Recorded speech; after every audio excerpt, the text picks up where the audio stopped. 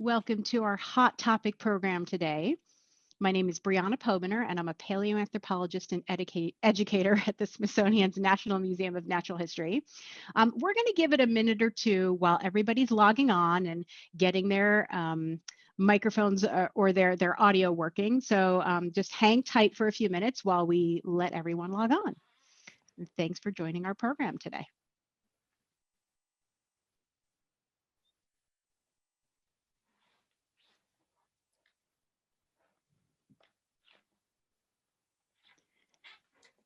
Hi, everyone. Welcome to our hot topic, Human Origins Today program. And this is part of the National Museum of Natural History's monthly Human Origins program. My name is Briana Pobiner, and I am a paleoanthropologist and educator at the Smithsonian's National Museum of Natural History. We're going to give it a minute or so while everybody's logging on and getting their videos working. So just hang tight for about another minute or so while all of our participants are able to log on.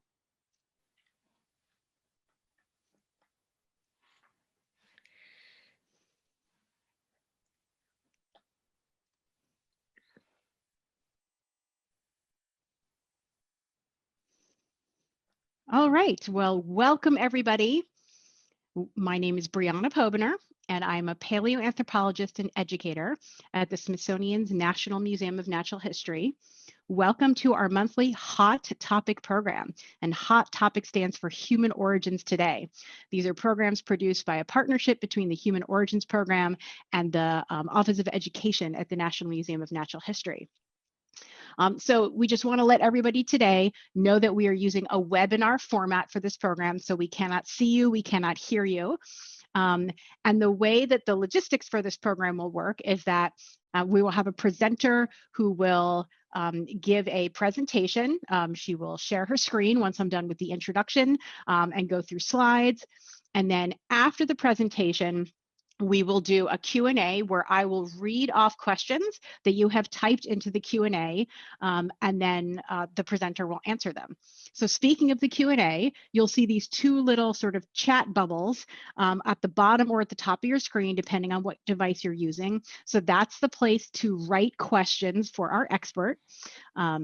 We also want to let you know, and while the presentation is going on, I will turn off my video and I will be behind the scenes answering some of those questions, those that I have those that I'm able to answer, but we will save a lot of them to the end. And so about half of the hour that we'll be together will be a presentation, and about the other half will be question and answer. I also want to let you know that this program is closed captioned, so you can click the CC button at the bottom or the top of Zoom to see the captions. This program will be posted afterwards. It's being recorded, and the recording will be posted afterwards within 2 to 3 weeks on the National Museum of Natural History archive video website, and we'll provide a link to that website in the Q&A. Also, this is special for this program. You will receive an email after this program with a special discount code to order Rebecca's book, which we'll hear more about today. And as I mentioned, this is part of a monthly program series, our Hot Topic program series, Human Origins Today. We are actually taking off for the month of December because we know that gets busy for everybody, but we'll be back in January. And these programs are generally held on the third Thursday of the month. It used to be Wednesdays, now it's Thursday at 11:30 Eastern Time. All right, so now we're going to jump in and get started, and I will introduce our speaker for today. So Dr. Wragg Sykes is an archaeologist, writer, and creative professional. Fascinated by the past since childhood, including digging for potsherds in the family garden, Rebecca studied archaeology through to the PhD level. She was especially drawn to the ancient world of the Paleolithic. Her doctoral thesis, awarded in 2010, was the first synthesis of evidence for late Neanderthals in Britain, and she has since accrued numerous academic publications on their broader archaeology. Following a prestigious Marie Curie postdoctoral fellowship at the University of Bordeaux on Neanderthal and prehistoric landscapes in the Massif Central Mountains, since 2005, she has diversified into working outside of scientific research. Her current projects include the recent publication of her first book, Kindred, which we will hear more about today, which is a deep dive into the 21st century science and understanding of Neanderthals, together with other popular science writing and creative heritage consultancy. So now I want to welcome Rebecca. I will ask her to share her screen to start the presentation, and then I will go on mute and turn off my video. So thank you and welcome, Rebecca.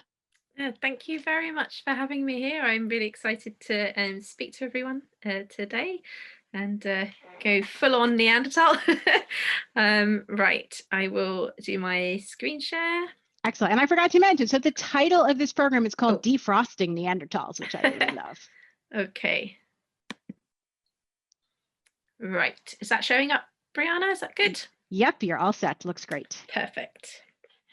Okay, yeah. So thanks for everybody being here, and I hope this talk is enjoyable. So Defrosting Neanderthals, slightly silly title, but really this talk is kind of about sort of shifting our understanding about Neanderthals and how this has emerged really from the archaeology and sort of defrosting them into something a little bit more interesting maybe. Oh, this is, let me just check why that's not forwarding. There we go. So if if some of the audience may not sort of know all that much about Neanderthals, I'll just give a little bit of an intro. So this is the past million years of hominin evolution. So hominins are basically members of the Homo lineage. We are Homo sapiens.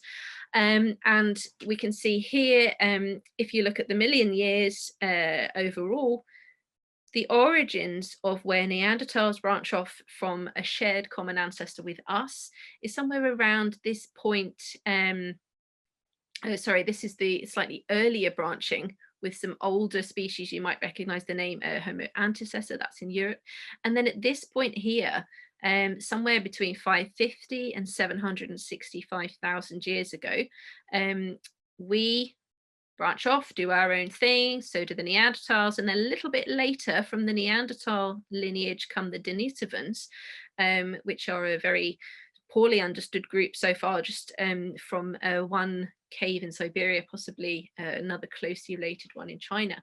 But so the Neanderthals here, they're actually very recent. You know, the Homo lineage goes back 2 million years. The oldest archaeology that we now know about, the oldest stone artifacts, 3.3 million years. So although, you know, 550, 700,000 years ago sounds like a long time, the Neanderthals are actually very recent in the overall scale of things, just as we are, and we have sort of a contemporary, like a parallel sort of development. So that's where they fit in. And what are they? Well, if you look at the picture on the left here, these are two comparative skeletons. This is Homo sapiens male, and this is a Neanderthal male. So overall, the body plan is extremely similar. There are certainly clear differences. There's differences with the rib cage here being more flared out. The pelvic area is different. The skull shape is obviously different, much bigger face, various different things. The bones are also thicker, a bit heavier, but this is no sort of missing link. You know, this is no very sort of primitive, nothing like Lucy, the Australopithecines. This is another kind of human, parallel on a path with us, just a bit different. And you can think of them in their living form as extremely capable, athletic, you know, very impressive. And just to make the point very briefly that sort of connected with the talk's title, for ever since they have been recognized as another sort of ancient kind of human, from 1856 onwards, there was a real trend to sort of understanding Neanderthals as creatures of the ice, of an icy Pleistocene world. And certainly they did live in cold climates during glacial periods, colder than today. But they didn't really like truly sort of polar Arctic conditions like you see up here on the left with a musk oxen. When you see these animals appear in the record, the Neanderthals tend to not really be about. And equally, they also lived in interglacial periods. We are in an interglacial right now, but they existed in during at least one period in temperatures even warmer than today, so 2 to 4 degrees warmer. So you should be thinking of them equally as creatures on the steppe, but also full forests up in Northern Europe when it was warmer, and in the Mediterranean, in these warm woodlands, across into Central Asia as well. So they're very, very diverse. And where does all the information come from that I'll be talking about? We have 160 years of history investigating the Neanderthals, and obviously since the days of the Victorians, archaeology itself has absolutely transformed. Today, 21st century techniques, we basically are extremely careful to understand the sites as a whole. We want to know about the formation history of sites so we can understand how things got in there, how the layers built up, how they might interact with each other. Was there ever any disturbance? Because if we don't do that, we can't fully understand sort of the reliability of the objects that we're looking at and how they may have related to each other in the past. So the way we do that, we can scan whole sites using lasers. We can use proper surveying systems to individually record tiny pieces in 3D and then barcode them. Some sites use barcode systems and it just gets all shoved straight into a database from which you can then analyze. But you can also do other cool stuff. You can project whole layers in 3D. You can reconstruct and refit particular cores, put them back together, work out the sequence through which a Neanderthal took apart one particular lump of rock and the decisions that they were making. And then we can like zoom right in and look at the micro layers in a hearth, and this is what these are. These are tiny pieces of bone and wood and flint from within thin sections taken from the sediments of hearth. So we can do absolutely astonishing stuff these days. So where does that leave us?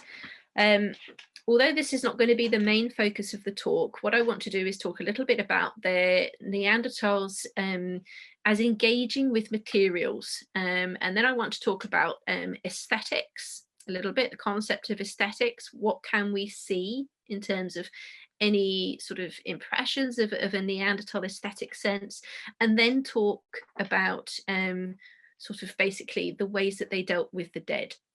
So I'll just begin here with the material engagements. And really this is important because so much of the Neanderthals world, all the things that they were doing in their lives has really undergone a revolution in archaeology. We know, the range of techniques we have for dating means that we have a much better handle on when things happened, but we also have a vast array of different methods and techniques for understanding all the different kinds of stuff they used in their lives every day.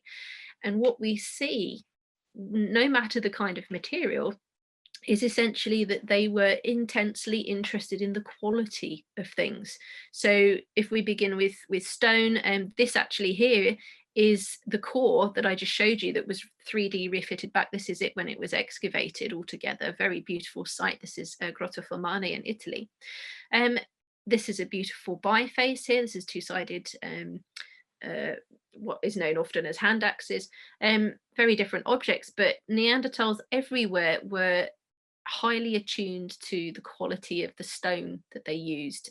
We can see the same patterns all over the place where they would select the best rock available and use that preferentially for particular purposes, and then they would move it into different regions, but only if there wasn't already decent rock in that region to be moved already available. They'd never moved poor quality rock around. They didn't bother doing that.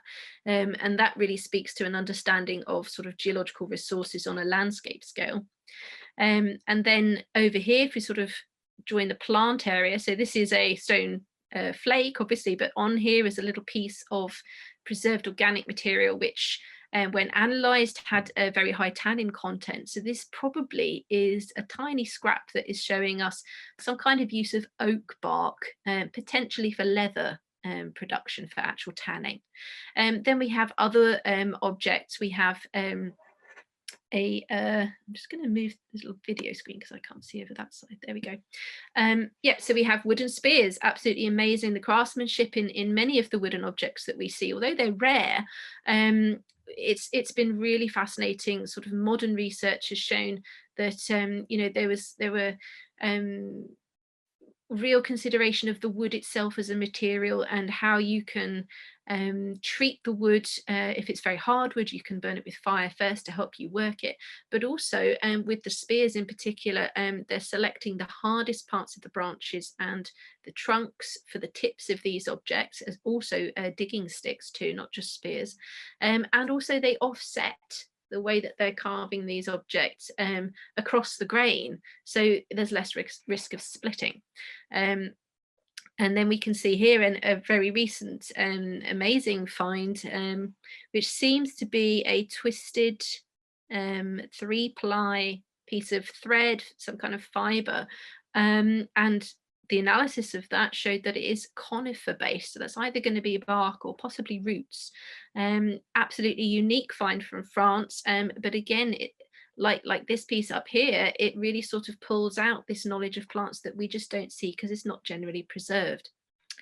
And over here we get into bone. So much more evidence now than there used to be for Neanderthals using bone, not to the extent that happened later in the Upper Paleolithic with early Homo sapiens, but they are doing it. And these objects in particular, we believe that these are skin working tools called lissoir.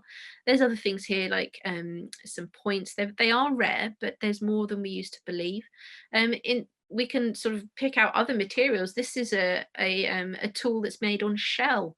So shell seems to be a little tradition going on around the Mediterranean, but only Greece and Italy really. There's nothing in Iberia, although we know they're eating shellfish there. So there's these really intriguing patterns of interest in different kinds of materials and a focus on the quality. As I was saying, with the stone and the selection of different stones, we can see here these lissoirs down here. They are actively choosing to use the ribs from the large animals available to them.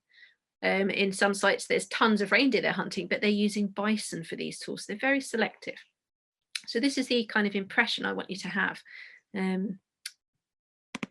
we move on. So aesthetics, it's a big subject to deal with, but I'm going to try and guide you through some of the more recent finds and just the interesting connections that we can start to draw between different materials and different things that Neanderthals seem to have been interested in doing to materials. So first of all, it is important to sort of define, what do you mean by aesthetics and art? I don't use the word art because for us, it has quite a specific meaning. We think of generally of quite a Western idea of you know, art as being a thing that you make that is then looked at, or you know, the meaning is afterwards.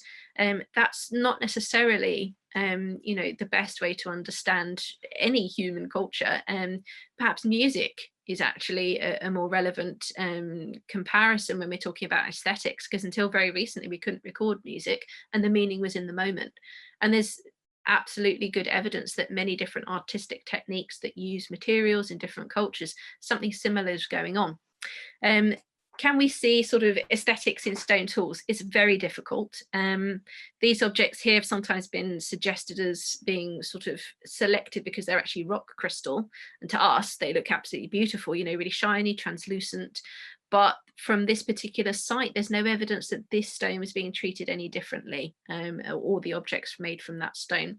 And similarly, this class of objects called bifaces, they're very strikingly symmetric, most of them.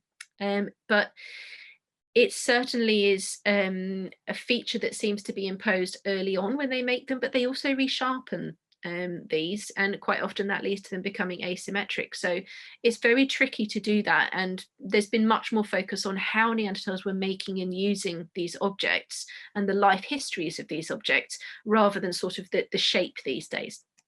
And actually we can find sort of aesthetic interest, I think, elsewhere. We can look at what Neanderthals were doing in terms of the materiality of substances and the focus on their intentions and and sort of the level of interaction and experimentation and creativity. And this is something that's really began emerging the past few decades. We've started to see how they manipulate substances. So here, this is a piece of birch tar. This is a substance that doesn't occur naturally. You have to cook it out of birch bark. You have to use a relatively sort of low oxygen atmosphere, or the bark just burns. And Neanderthals were using it. We keep finding more instances of this through time and across space in Europe. They're using it as an adhesive to haft multi-part objects together. And this one's very cool. You've got the impression of a stone tool, the impression on the other side of a wooden handle, and up here, although you can't quite see it, these little lines, that's the impression probably of a thumbprint. So amazing piece there. But it gets more complicated and interesting. Birch tar is a great adhesive for hafting.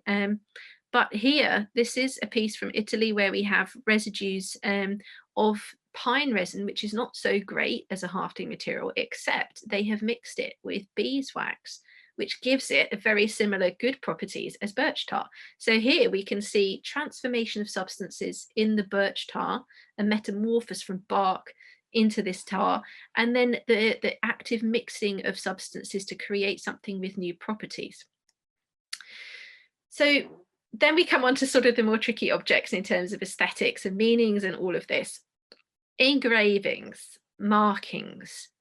This is an area where, as archaeologists have got sort of more careful about what they dig up, what they keep, and how they look at it, we started to notice things. In some cases, things can on the surface look sort of like, oh, potentially interesting, but we are very careful, very conservative in how we actually analyze them. So up here, this is a stone tool where the original skin of the block of stone is on here. You can see these marks. So are they meaningful? Is that just scratching? This case, it appears that this is actually some kind of cleaning of the stone surface before it was knapped, something like this. There's no evidence that this particular piece had anything other than a functional purpose, whereas this one has been argued to be nothing to do with any sort of trying to make it easier to nap originally. This is a very tiny flake here, it's only a centimetre, you see. It appears that this has been done after this flake came off, and these lines are staying within the margin of this sort of the skin of the rock. So what's going on there, we don't really know. But then you start to sort of take out further the idea of markings and choice. And we can see here, this is a vertebra of a bear where there are, again, linear sort of fan-shaped markings. There's no explanation for butchery here. This is nothing to do with having chopped the bear up. This has happened afterwards. We don't know what that is. But then as we started to sort of if you compare across the large scales in Europe, you see more and more of these. They're still rare, but they exist, and they're spread through time and space. So this is a raven's wing bone, and here we have a series of quite regular incisions. Again, there's no clear functional reason for that, but they are clearly incised and regularized. And similarly here, this is a very intriguing piece from a French site, hyena bone this time. And again, very regular incisions. And moreover, just here, this is a zoom in, there's more tiny little incisions. Now, this has been claimed potentially to be some kind of notation perhaps, or perhaps there's a tally system. We don't really know, but this cannot be explained in a functional sense, and neither are any of these markings natural. And then we can move on to other substances. This is from Gibraltar. This was found not that long ago again. Large gouged, sort of a hashtag it was called, markings in the floor of the cave in Gibraltar. No natural explanation that makes sense, and it does seem to have been, if you sort of analyze the order in which they were formed, it seems to be something that took a long time. This is, the rock is not that soft. This was a project.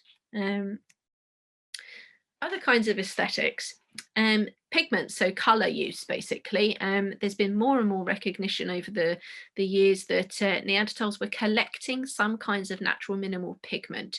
This is manganese, and studies of some of the larger assemblages have found that there is clear evidence that they were using them to scrape things, or the pigment itself was being scraped. Sometimes it looks as if maybe that was to produce powder, but in other cases, like here, it looks as if it's actually been scraped on something soft as well. So the explanation is unclear. However, with manganese, there was recent work done that was found that it actually can act as an accelerant for fire lighting. So the case is out on that, but certainly in some of these sites, we can tell from chemical analysis that Neanderthals were really selecting the pure varieties of this. So it still wasn't random. They were actively selecting for that quality again. But then we have other kinds of pigments where things get a little bit more interesting. You have a connection here with pigment where there are marks on it, again, incisions that don't seem to be connected to making a powder or scratching it to sort of get the color off in any way. In this case, it's the surface itself that's marked. This is from a French site. And then here we have a shell from a Spanish site, potentially over 100,000 years old, this one, but the dating isn't entirely clear for that. But what's interesting is inside the shell may have been from food use, there is actually a pigment mix. There are two different kind of mineral pigments here mixed with another substance as well. So again, this is similar to the adhesives, that they're mixing substances. And then we have really intriguing objects where you combine unusual objects with pigment. So here, this is a natural geode from a site in Romania, very heavy, oops, gone too far, very heavy, odd thing. It's been collected maybe from relatively nearby, we're not sure, but the outer surface has multiple pigments. It's got red and some kind of black as well. And then next to that, this is from the same Italian site Grossofamani as that refitted core. And this is a fossil shell that had to have come from at least about 100 kilometers from the cave. It's nothing to do with food, it's a fossil. And on the outside, the outer surface only, there is red pigment traces, and also traces around here of sort of abrasion of something soft, as if potentially it had been threaded on something. We don't know, but it's the combination of unusual substances, of the application of pigments to surfaces, that make us then reconsider just lumps of pigment in other sites where there's sort of no special connection. And birds as well. There have been increasingly recognized that Neanderthals they're eating birds, all different kinds of birds, including birds of prey. In some places, they seem especially focused on butchery of wings, as if they are taking the primary flight feathers out. Some cases, perhaps skinning the wing. We're not sure what's going on with the wings, but there's also a thing with feet. Now, sometimes talons might have some kind of functional purpose, but most of the time you could do it equally well with a piece of stone. You could nap something quickly. Are they interested in the talons themselves? It could be about ligaments. Up here, there's some research that's been done showing essentially in some sites, maybe they are after these very strong ligaments in the feet, but elsewhere, they're just cutting through them and they're really interested in the talons. There were claims from a site called Krapina in Croatia that these 8 different pieces were perhaps jewelry. We don't have any evidence that there was ever an original association, because this was a site dug in the 19th century, all stuff jumbled together.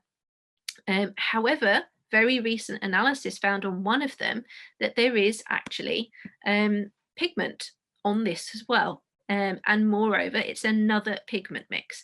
So the more you delve into things, the more you start to see connections between different realms of activity. And then here, this is a very, very strange place. This is the site Bruniquel in France. It is, oops, I keep clicking because I'm moving the video, sorry.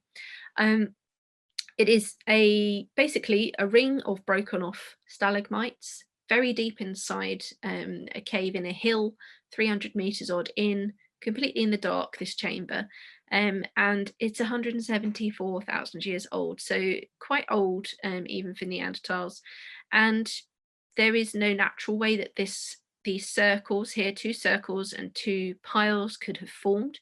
And we can see that sort of theme of quality and selection again, because not only have the Neanderthals broken all of these off, but they then select for particular lengths and sort of sizes for the ones that they're using. There's burning, this orange and red.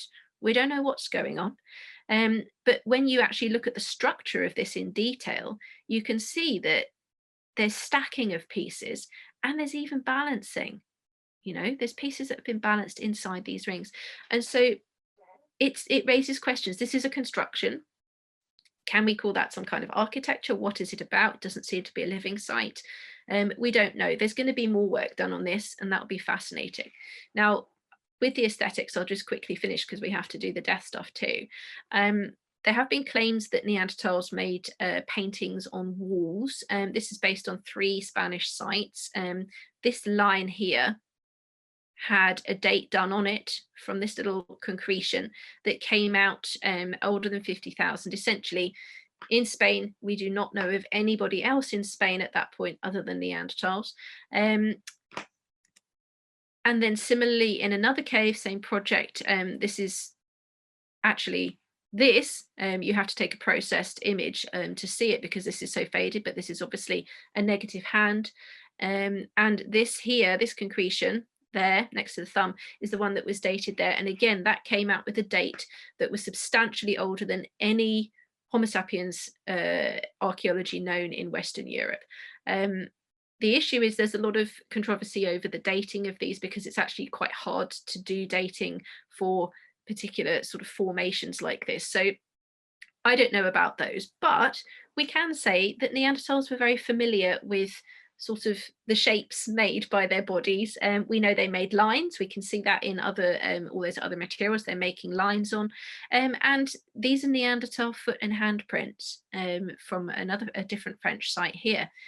So perhaps it's not such a stretch that if they're surrounded by prints of their bodies and of animals all the time, then maybe they would be interested in making representations using pigment, a substance we know they were interested in.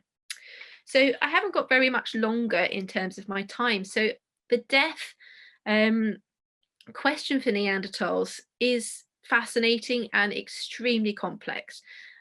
People have been focused on the notion, are there burials? Did Neanderthals bury their dead? And again, it's a bit like the word art. Burial has a really specific connotation of, a nice straight laid out grave. We do not see that in Neanderthals. We see whole bodies or almost whole bodies in some places preserved in a way that seems to suggest that there was some kind of protection of the body simply because of its existence. We don't see whole animals' bodies in these sites. It's extraordinarily rare. Some old sites rather have been reassessed in modern excavation or re-excavation. So this is La Chapelle-aux-Sons. That was first dug up in 1908, one of the first Neanderthal claimed burials. This is the body here. This was the pit as it was dug in 1909 when they took the photograph afterwards. And then it was revisited in the 20th century by archaeologists. They took all the rubbish out that had been left in there. They found this depression again, and very subtle arguments about the sort of the layers and the presence of sediment suggest that that could have been dug, but it's not clear. Whatever happened in that cave, it's odd and it's interesting, and the condition of the bones of themselves are different to almost all the animal bones in there. So something is going on. Other sites, though, haven't really sort of clearly held up as claims for burials, and this is Roc de Marsal, a very well preserved child, which seems to have somehow slid down into a cavity in the cave. It's sort of, the jury's out really on what went on with that, but again, it's an unusual preservation situation. And then this individual, Regordu, was claimed to be sort of covered with stones and some kind of, actual chamber burial. We can't really tell. We can see that there was most of a body in there, but perhaps it fell down through a sinkhole. So that's unclear. But then we have new work that's happening.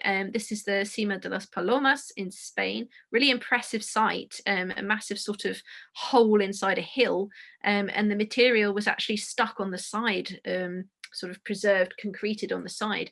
And from this huge slope of material, there are bodies from at least 10 Neanderthals, different parts mostly, but at least 2 which are quite complete, including a female.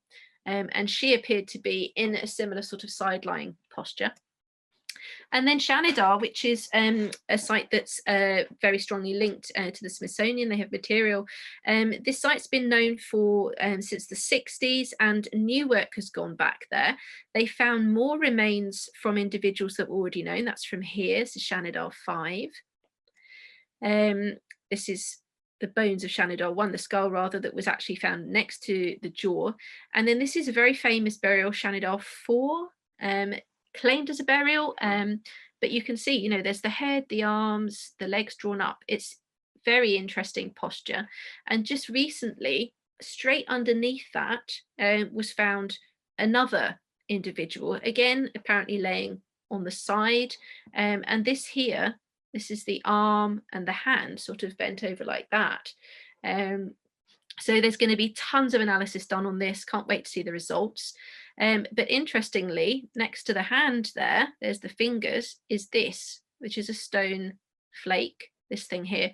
And so in my book, we actually did a little reconstruction as if the deceased is holding it. We don't know that for sure, but it's very interesting, and I'm interested to see what's going to come out of that. But just to finish up really is how other things that were going on with the dead. Neanderthals weren't just putting bodies in the ground or leaving bodies or somehow sort of protecting bodies. They were also taking bodies apart. And this is a real new thing that has come out of modern work. Although we did know since the late Victorian period that this was going on in some places, it seems to be much more widespread than was believed. In some cases, there's evidence that they were eating the bodies, but not always. But certainly there's an impression that they're very carefully taking them apart. Sometimes it seems to match what's going on with the animals in a site. Sometimes you get the impression, based on sort of percentages of cut marks and things, that it's a bit more intensively done. But we do know in particular places that they're also using some parts of the bodies as objects for tool making. So then you start to have this interesting idea of the dead being brought back into the world of the living. And in particular sites, we can see real complexity in what's happening. So this here, you'll recognize that. That's that hyena bone with the markings on. This comes from Les Pradelles, a French site. So hyenas are here. Neanderthals are doing something interesting with the hyena bone. Hyenas are also eating some of the remains of dead Neanderthals here. These are digested teeth. But the Neanderthals also are doing things with the bodies of the dead here. There are cut marks on multiple individuals, and they're using parts of the bodies again to make tools. So there's this real sort of complexity in terms of what's happening to bodies. And then we come out to very interesting, rare, but quite significant cases where parts of bodies are being used almost despite their unsuitability. So this is a French site, La Quina, where you have a butchered skull, there's cut marks on it. And this piece here, that is again one of these tool making objects that has been used, even though it's actually not really very good for that. It's the only piece of skull used anywhere from any Neanderthal site, from any species, to make tools with. And that seems a very interesting choice when almost always Neanderthals are choosing leg bones for this. So there's something going on there. And then if we come to Krapina, this is the site from the 19th century where they knew that they were butchering Neanderthals, been known for a long time. There's cut marks here for taking tongues out and things. But on this skull here, this up here, there are more than 30 tiny little cuts. Nothing to do with butchery. There's no explanation really for that. But again, they echo a lot of the mark making. They're very regular, very clearly done, intentional. So something is happening with the treatment of the dead in some places that goes beyond any expectations we might have about how one should, bury the dead or anything. So we have to open up our own understanding and ideas about what we should be looking for. And also, there are, the more that you look at different realms of what Neanderthals were doing, you do start to see these connections between surfaces and marking and colour. So I want to just finish. For me, Neanderthals are everything we see in the archaeology, all of the more recent work that's been done, the different techniques, it all comes together to bring out this view of them as skilled. They are skilled, they're curious about materials, they're adaptable, hugely different environments and climates, all the different rocks around them. They were flexible, they experimented, they were aware of different material properties, and they were creative enough to try and actually manipulate substances to create their own substances. Birch tar is the first synthetic substance ever made. So this is the impression I want to leave us with. And moving away from these early images of Neanderthals as very ape-like, aggressive, almost depressed to be alive, this one over here, to this is where we are with 21st century understanding of Neanderthals. They are sophisticated, they have rich emotional lives, they are humans of a different kind, and they would be looking back at you with curiosity. So thank you very much for listening. Wow, thank you. That was wonderful. So I appreciated all the detail that went into that, and we have a bunch of questions. I've been able to answer a few of them behind the scenes, but I'm excited to ask you some more. So I'm going to combine some questions sometimes when more than one person asked a similar question. The first one is a question from Jacqueline that was also asked similarly by Nona. Did Neanderthals have language, and was it as complex as our modern languages are? And just Nona asked, what do we know about the Neanderthals' way of communication, a language, if any? Yeah, basically, we don't know anything about the complexity of the language specifically. What we can say is that they were able to vocalize. They were able to, we know from the inner ear anatomy that their hearing is tuned into the same kind of frequencies ours is tuned into, which is human speech. However, in terms of what they may have talked about, that's where it gets difficult.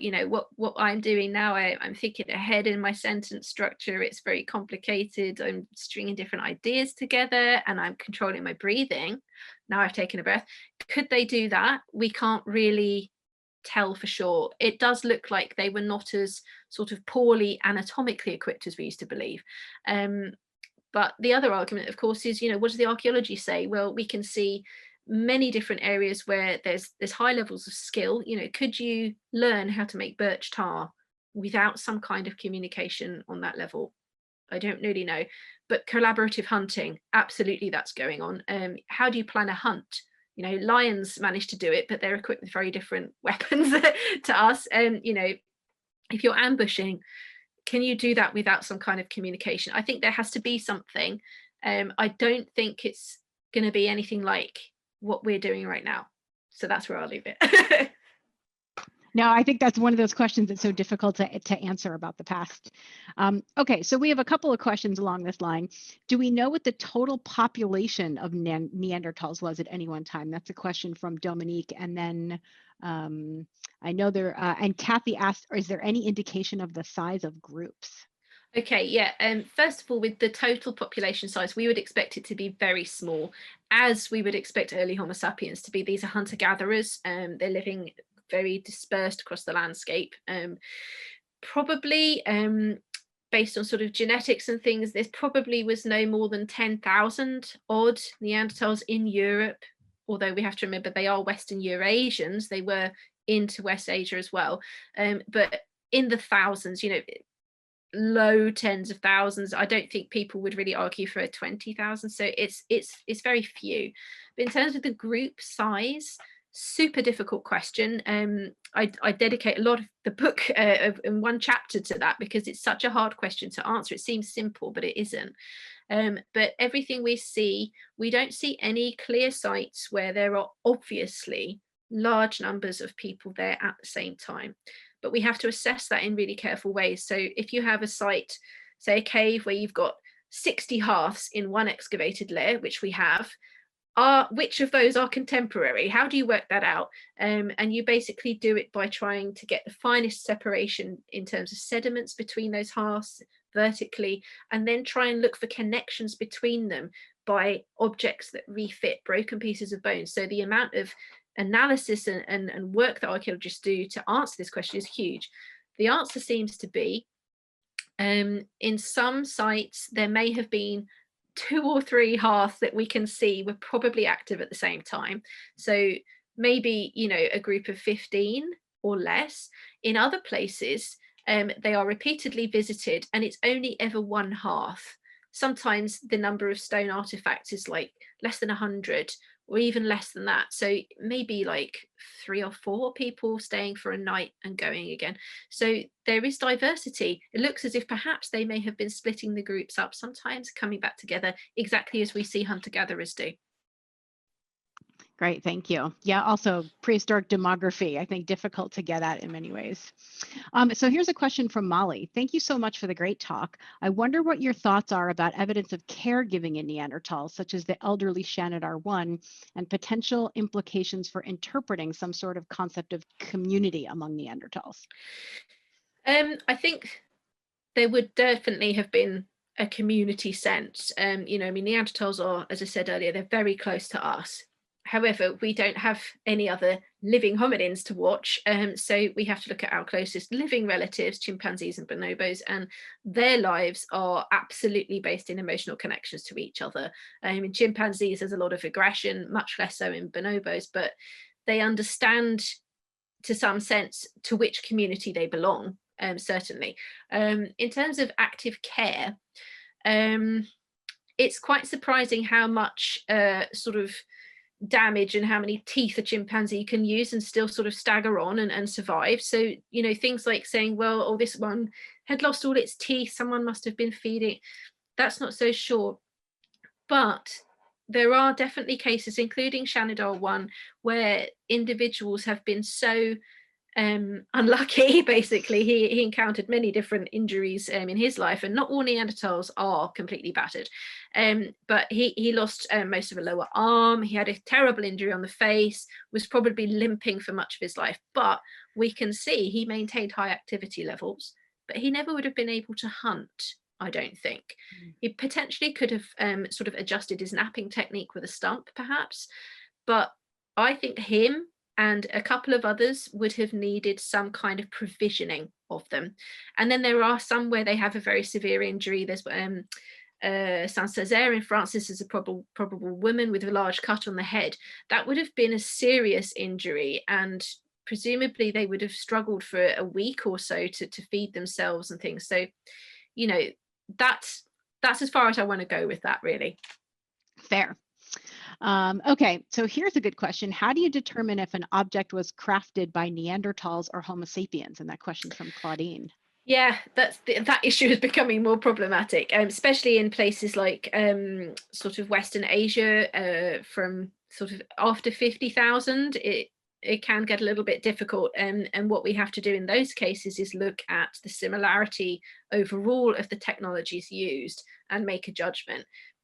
If you have fossils or DNA in your layers, and say you're in France 200,000 years ago, it's pretty likely that's going to be Neanderthals. But overall, there are definite debates towards the later age range, where we see sort of Homo sapiens edging into Europe, in sort of Eastern Europe 43, 45 maybe 1,000 years ago, at the same time as Neanderthals are in Western Europe. And at that point, the question of who is making some of the final, what we call industries, stone tool industries, comes down to a question of, well, can you see mixing of techniques? And that has been claimed for a long time, that there were what was called transitional industries, and perhaps this was showing some kind of cultural contact. And this was even before we had the genetic data that there had been interbreeding. However, with most of those, the cases where it did look like there was Neanderthal type technology mixed with Homo sapiens type, they're from older sites that were dug a while ago, or where there's some evidence of mixing. When you excavate with modern techniques in clean sort of conditions, that becomes much less sort of obvious. The distinction is clearer. So I don't think for those transitional industries, there's actually great evidence that they really exist, or that they were made by Neanderthals. So, but yeah, it's one of the biggest debates really, is what's going on at the end. Yeah, that's fair with two species being in the same place at the same time and Mm. clearly coming into contact with each other. So we have a couple of questions about some of the marks that you showed. So Deb asks, could the markings be a signature of sorts, to a mark to show to whom it belongs? And Golden asks, could the marks be some sort of time marking, like the larger ones are days and the smaller ones are hours? Yeah, I mean, I think the idea of the markings being notational in that sense, actually signifying information, is interesting. And there has been a case made for those as perhaps it's some kind of tally system rather than a numbering system, ordinal numbers where you go like 0, 1, 2, 3, 4, 5. Tally systems where you sort of do several things and then a line through, and then you do more, as a way to actually sort of account for amounts of things. That's probably an older way of doing things. But numbering, and a sense of numbering of not numbers really, but amounts of stuff is innate. It emerges in children. They can basically look at something and know that that's 5 and not 4. They can't tell you it, but even we see that in other animals. So the idea that Neanderthals had some kind of interest in the amount of things, or the day, or the numbering, I don't see necessarily a problem with that. That hyena bone where you've got those big marks and then the little ones, is that signifying a different kind of information? Don't know, but it's interesting. But the idea of ownership, it's possible. With hunter-gatherer populations, you see variation. Sometimes there's a lot of communally owned stuff, but other people have their personal gear. And then sometimes you have things that are marked, to show affiliation. I don't think we can say that about this material because it's rare. I've showed you all the good stuff basically, and it's a lot more sort of prevalent than we used to think. We used to think there wasn't anything like that. But it's not anywhere near as common, like the decoration or the marking of surfaces is much, much, much, much less compared to what we see after the Neanderthals, excuse me, with the early Homo sapiens people in the upper Paleolithic of Europe. That sort of the marking of things completely explodes in terms of the frequency. Nice, thank you. So speaking of ownership, this is sort of a slight twist on the ownership question. So Nona asks, you mentioned a thumbprint on one of the tools. Were there any attempts to use dactyloscopy and analyze fingerprint, if possible, to compare it to one of a modern human fingerprint? I don't think that has been compared. It's actually very partial, that. I don't think there are any other fingerprint cases. I showed you, like, there's the handprint. That's the only handprint I think known. There are other sites where there are footprints, but I don't think there's anything that's got preserved fine enough where you could do it. But I'm not sure why you would do it either, because I mean, we know from the skeletons that Neanderthals' hands are a little bit different. Like the ratio between these joints is not the same. The tips of the sort of the final joint, they have much more flared fingertips. So what that looked like in the flesh, we don't actually know. I would presume that they had some kind of fingerprint. We can see the impression of it, but I don't know what you would learn by doing it. It's an interesting question though. Yeah, that's fair. So James asks a question: have there been additional Neanderthal cave art identified in the past several years similar to that found at La Pasiega in Spain? No, at La Pasiega there is only that one line with the date over it. All the rest of the flowstone dates from that cave are younger than 40,000. So that really stands out in that cave. It's odd. The other sites, there's another Spanish one, Ardales. It's sort of like daubings on sort of the stalactites and things. That's different in its style. And then there's that handprint within another cave where there's tons of handprints where the dating again is almost all much later. Although those are all minimum dates, we should say. There is one other place where there may be some red pigment on the wall, but very sort of small blobs of it, from a French site that has indirect dating, in that the cave was filled after sort of 40,000 years ago, and this stuff was on the wall and had already been covered. So that implies it's older than that.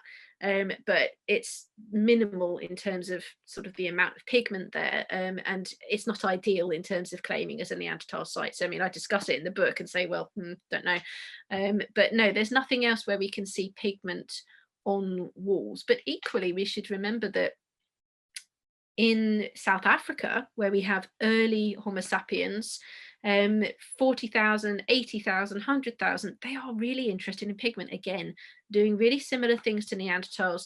They're taking, getting pigment powder off, sometimes incising, but we see more complicated geometric incisions. And there's even an awesome, like a little paint kit from this site called Blombos in South Africa, where there's lumps of pigment and it's inside a shell, so there's no cave paintings from there. Is that because they didn't do it, or because the preservation is not enough?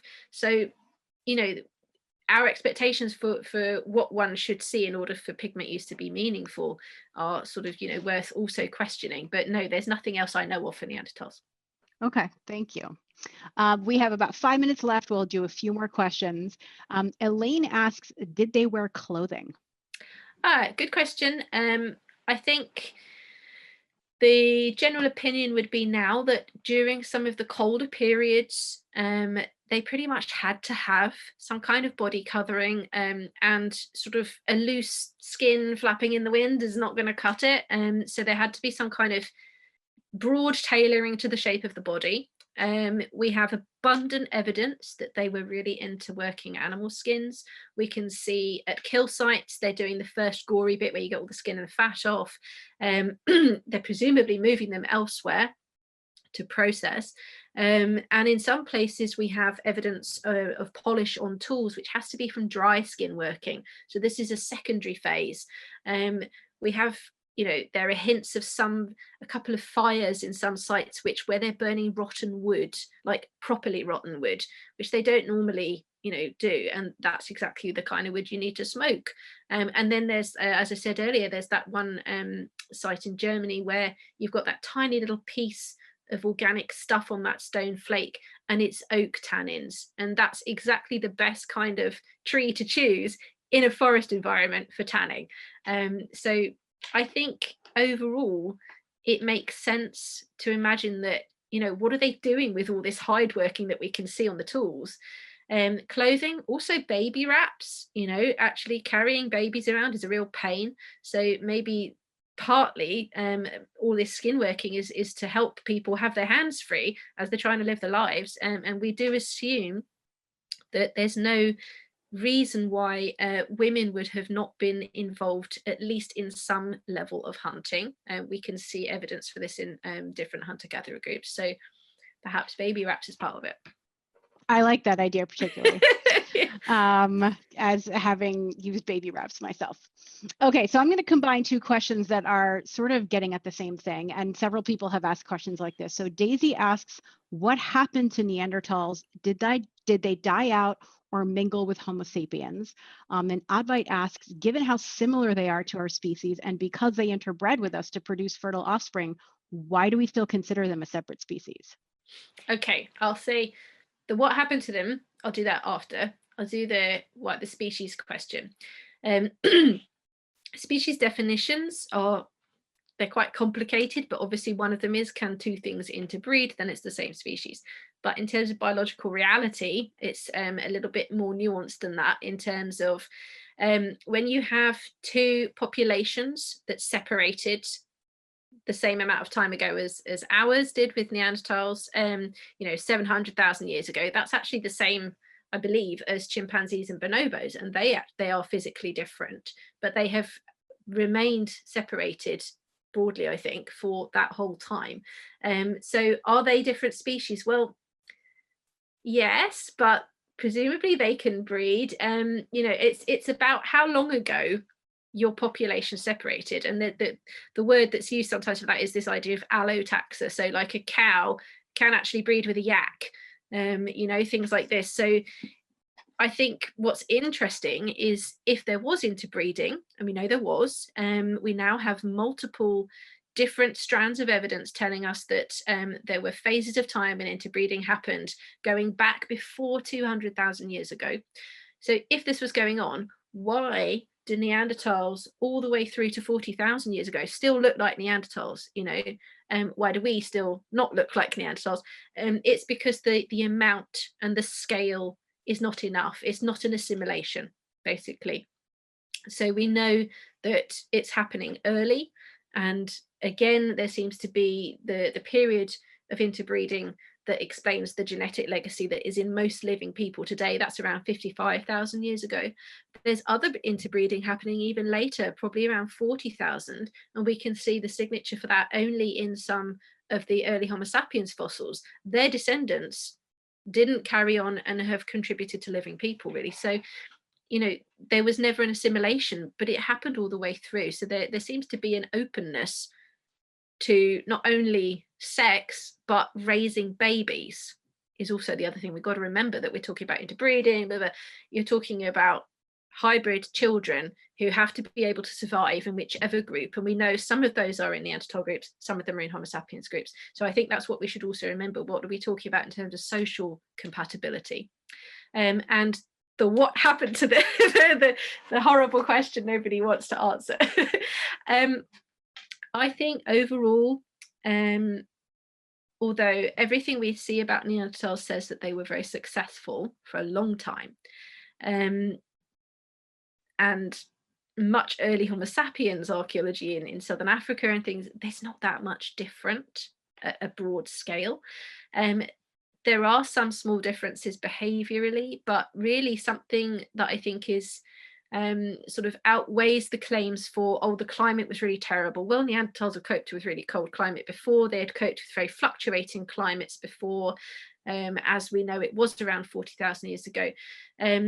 But what we can see in terms of a real difference, again, comes from the genetics, where although it looks as if Neanderthals and early Homo sapiens were existing, in tiny numbers in the landscape, what we see is that overall it appears that Neanderthals were more genetically isolated from each other. They were probably living in smaller breeding populations, and in some cases they appear to be actually inbreeding. We've got incest level relationships in one individual. We can't say that for all of them, but certainly when we look at the few early Homo sapiens fossils from 45,000 to 40,000, we don't see that same impression of very small breeding populations. It looks as if they are more interconnected with each other. So there may be some kind of new or more intensely sort of organized society that led to some kind of greater success and ability to perhaps support each other or be in particular places when it was needed. Perhaps they were able to plan and predict things and allow them to take advantage of herds or things like this. I'm sure Neanderthals did that as well. But so I think really it comes down to degrees of difference, and the climate's going to be part of that, because we know that the animals were being affected too. It was not a great time. It was deteriorating, but it's multiple threads, I think. Yeah. So I would have ended on that last question, but I'm going to exercise interviewer privilege to ask one of my own. And I apologize for, the 40 questions that are still waiting for you. But my question is, because I've gotten this before and I really enjoy this question. If you had a time machine, what would you want to go back and actually witness about Neanderthals? Is it something mundane, like them all sitting around the fire and eating dinner? Is it them like burying their dead? Is it, making tools and or making art or jewelry? Like, what would you actually want to see? I think we've got quite a good understanding of what they did with substances. We're getting better understanding about what they did with the dead and things. I would like to see what they did when they were just chilling out, because in many hunter-gatherers, although they have hard lives, and we can see Neanderthals did as well, there's always some downtime. What were they doing sitting around the embers of their fire in Abric-Romanée in Spain 50,000 years ago, their bellies full of red deer from the woods. What did they do in the evenings, you know, as the stars are coming out and stuff? That's what I'd like to know. I think that would reveal so much about, you know, the experience of being a Neanderthal. Yeah, I agree. I think the daily things that don't preserve. Exactly. I want to know what they carried in their pockets and their bags. I mean, maybe they didn't have pockets, but what did a Neanderthal have on them every day? You know, what was their gear that they carried around? What was so important for them to carry around? Exactly. So thank you so much, Rebecca. This was fantastic. And thank you everybody for joining us. And I apologize for the dozens of questions that we weren't able to get to. As a reminder, this talk has been recorded and it will be posted to the National Museum of Natural History video webinar archive page within about 2 or 3 weeks. And everybody who is here today will get a follow-up email with a special discount code to order Rebecca's book. Haha. Excellent. Kindred. So thank you all for coming, and stay tuned with an announcement about when we pick back up again with our Hot Topic series in January. So thank you so much. Thank you everybody for coming. It's been a pleasure.